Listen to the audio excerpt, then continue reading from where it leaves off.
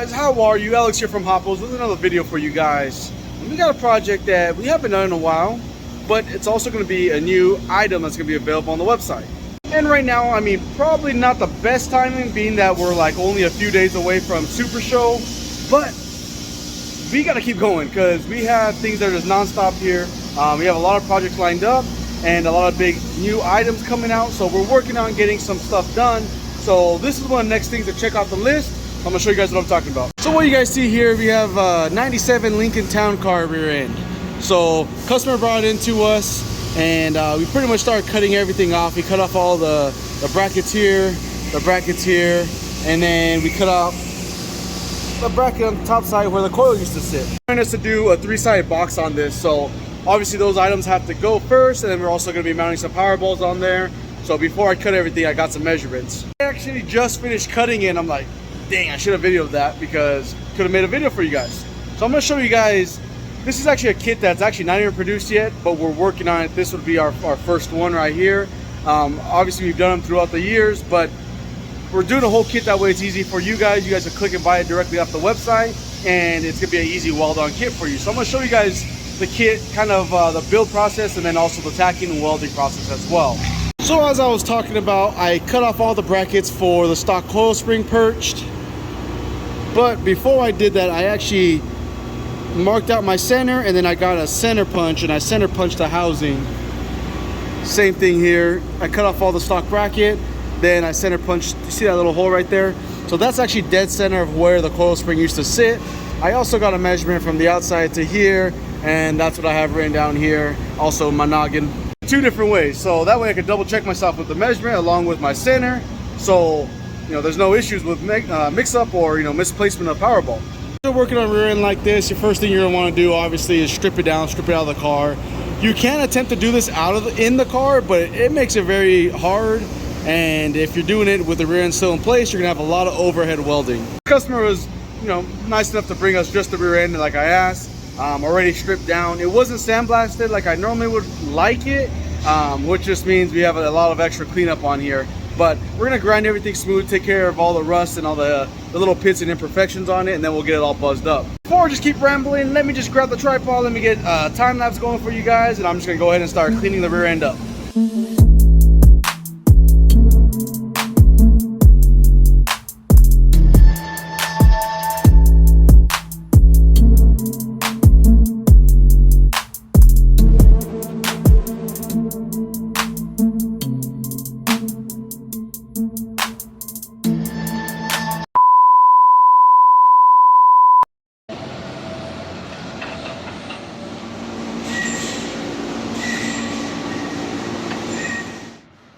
What's up guys, it's Georgia. Come see me and the whole Hoppos crew at the Las Vegas Convention Center on September 4th for Lowrider Super Show. We're gonna have all your suspension needs, plus merch, and you can meet me.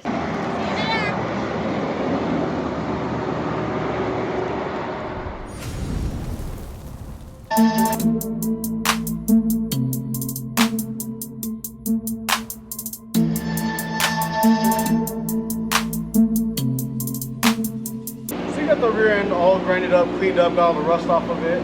Now I'm just gonna wipe it up real quick, get any type of residue off of it. Then from here we'll go ahead and start getting our pieces, get it all tacked up, and I'll show you guys the new kit that we're offering.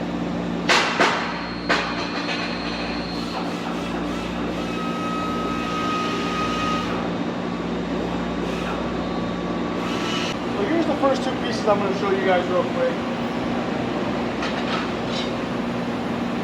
These are pretty self-explanatory the way they go. They're pretty much notched out for full movement, clearance, and everything. That's pretty much it right there. That guy sits, clears all the little notches, leaves you good room to weld, gives you good sections for penetration. So what I'm going to do here is get some measurements going real quick, and then from here I'll tack this one on real quick. Then the next one would be the backside. I'm only going to do literally probably 2 tacks on this, just in case I had to do any type of moving, so that way it's easier. The fitment on it is pretty great. Here there's a little bit bigger opening because the way it curves. This is all fill-in section, welding, and then Gives you a nice little section to come in and weld all here as well. The design is pretty much to sit flat against this section here. So you pull this guy flat, get your measurement here, make sure you're even. Same thing here, get your measurement, make sure you're even, and then from there, you know, make sure this is all pulled tight up on top, and then get a good tap. One thing I forgot to mention as well is normally when we're doing the rear end housings, before we even get any of the reinforcements on, I like to actually weld up all the casting here to the steel, which I know ideally cast to steel isn't like the best thing to do, but I've found two ways to do it. Is preheat the cast, then weld it, or crank up your heat a little bit on the welder, burn the cast as the cast melts, bring it into the steel. And I like doing it that way just because the preheating part, to me, I don't like it. We don't have a proper way to do it, so we're not doing it right. So I like to just crank up the welder, weld onto the cast, bring it to the steel. That way I know that it's, you know, done properly. So that's gonna be one of those things where people that are like true, like certified welders, they're gonna really hate this, but I've actually never had one of these break before. I've never had welds crack on me. So obviously what we're doing is still working, so I'm gonna keep rolling with it. So I'm gonna go ahead and weld it up real quick, and I'm gonna do one side, do the other side, that way I don't get too much heat on it.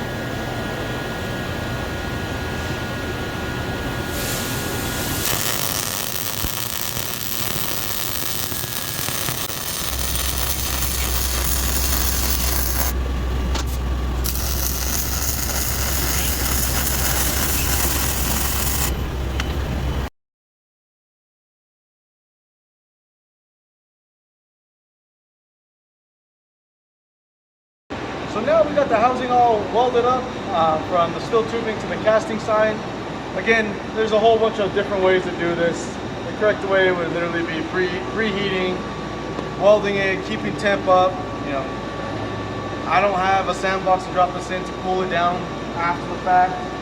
I just make sure there's literally no air in this place anyway. You can tell I'm just sweating, so it's hot in here. I'm gonna call that preheat for me, but you're gonna get all the guys down in the comments below. That's not right. You know, back in 1964, you know, we didn't do it that way. All right, I know, guys. This is the way we do it. It's the way it works. We've been doing it for years. I've never had any issues this way. I've never had a bent rear end. I just only weld in sections. I don't weld continuously. I don't put too much heat all on one side. I keep it to where I'm constantly rotating this thing to keep weight in different positions. So I mean, we take precautions in that part. Yeah, I mean, that's pretty much it. But our next step from here is going to be getting on these guys. So once this guy cools down, I'll go ahead and get this rotated in the position I need. We'll start tacking, and we'll just keep moving our way on forward.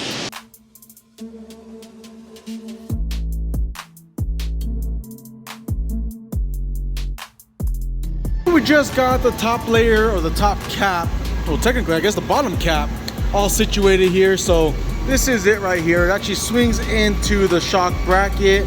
That's for the guys that are keeping it. If not, then you trim that off. But this guy lines up nice and clean. There you guys go. So got a nice good gapping in here for a good fat weld. Same thing on this side. This one's still a little hot. I just cut this one, so gonna get these guys cleaned up real quick, get them tacked on, and this is almost 3 inches wide, so we got a nice fat reinforcement in there. So I'm definitely happy with the way it's fitting. Everything's looking real good. So this is gonna be a kit that you guys could purchase. So I just want to get it dialed in for you guys. So this is looking good. Now let me get it cleaned up, let me get it tacked on, and we'll get welding.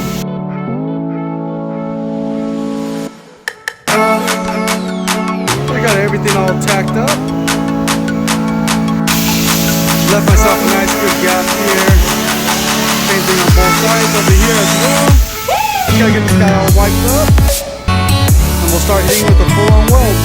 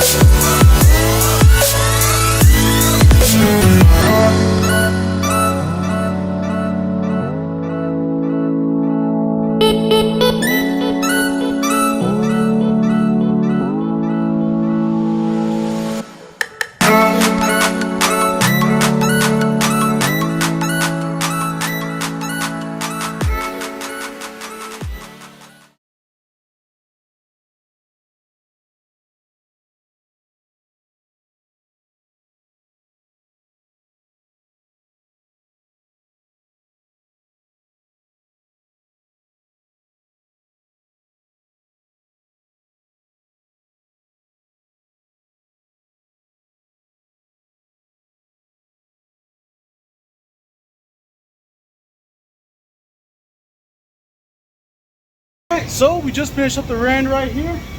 Just gotta let it cool down a little bit before we wipe it up and get some of the little welding balls off of it. But so far, oh man, how embarrassing. Alright, so far it's looking good. And this is gonna be our kit that we're gonna be offering. I'll show you guys a little up close of it right now. But again, this was off of a 97 Lincoln Town Car. So this is gonna be the three-sided rear end reinforcement that we're gonna be offering.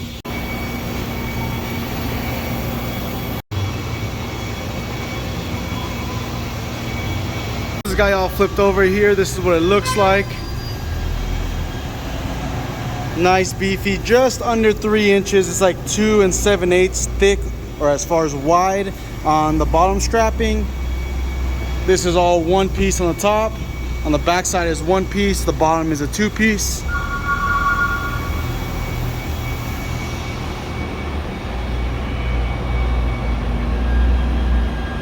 Thing I gotta do is gotta get the power balls on here, so I'm gonna go grab a set of power balls real quick, get the guys centered up using my center punch and my measurements, and then from there we'll get those guys buzzed up and we're done. So it's one thing checked off the list. We got a million other things that you guys can see. The trailer is now in the background behind us. That means it is pretty much loading time, and my face just keeps getting dirtier and dirtier. That means it's loading time for a Super Show. We are definitely not ready. We've been trying to prep as much as we can, but we've been absolutely slammed. So obviously it's a good thing. You're blessed to be that way. So let me get these power balls real quick, get this welded up, because I got about 7 more welding jobs I gotta do today. So I got these guys tacked on here. Now I got my measurement from outside flange to outside and center. Same thing here. I got my measurement from outside flange to outside and center.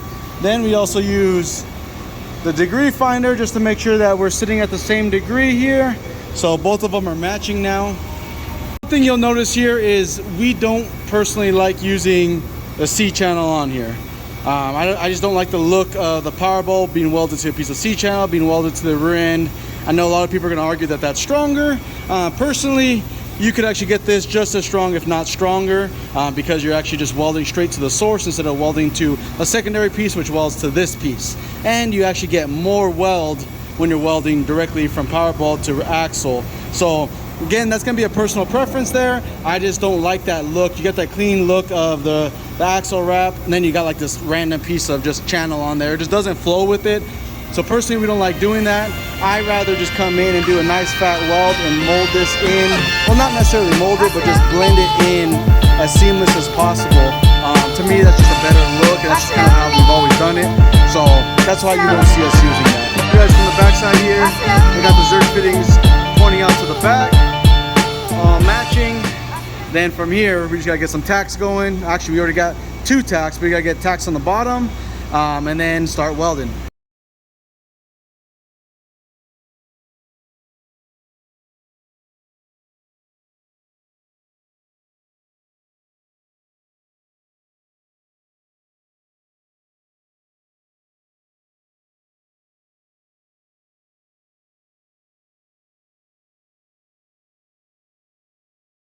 As you can see, these guys are a little hot, but this is what I was talking about. You can just get a nice fill-in weld all the way around this guy.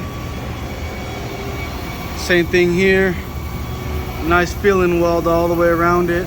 So these guys are all done. You gotta let it cool off. We'll get a good wipe down, and then give a call to the customer, and then we're all done with this guy. This rear end is something that you have for this vehicle. Again, this was 97 Lincoln Town Car. So if you guys are interested in that kit, this kit is going to be available on the website pretty much as soon as this video posts, maybe a day or so after, just because we're in between all the Super Show stuff. But we will be offering that full kit right there as a DIY kit, and you can purchase it directly at the website. It'll come exactly how you see it in the video, and then you guys just get everything tacked on, weld it up, and toss it back in the car. Thank you guys for always liking, sharing, and subscribing, and watching all of our videos. If you guys want to see more content, make sure you guys go and subscribe. Make sure you guys follow us on IG as well, Hoppos_Alex, and Art's page is Hoppos_Inc_art, something like that. I'll double check, I'll put it down below. So see you guys next time. I'm out.